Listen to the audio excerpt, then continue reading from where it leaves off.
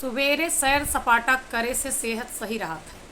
लेकिन कौन सा सैर सपाटा कब करत हैं आप, ओका का कहा जात है, ओकरे बारे में हम आपका बताई थी। जे डॉक्टर के कहे से पहले टहलब शुरू कर देत है स्वास्थ्य का लइके अपने, ओका मॉर्निंग वॉक कहत है। जे डॉक्टर के कहे के बाद टहलब शुरू करत है, ओका वार्निंग वॉक कहत है।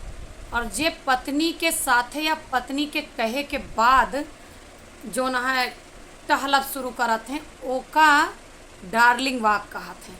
और जे पत्नी के साथे घूमत की मुड़ मुड़ के पड़ोसिन का देखत हैं, उनका टर्निंग वॉक कहत हैं। और जे पड़ोसी के सेहत से जल के और उनका देख के जो न है टहलब शुरू करत हैं, ओका बर्निंग वॉक कहत हैं। और जे दोस्त के सेहत से जलन कई के टहलब शुरू करत हैं, ओका बर्निंग वॉक कहत हैं। और जे रेगुलर बिना केहू के कहे सुने टहलब शुरू करत हैं, ओका स्पेशल टर्निंग मॉर्निंग वॉक कहत हैं। एहमा से कौन सी वॉक आप करत हैं?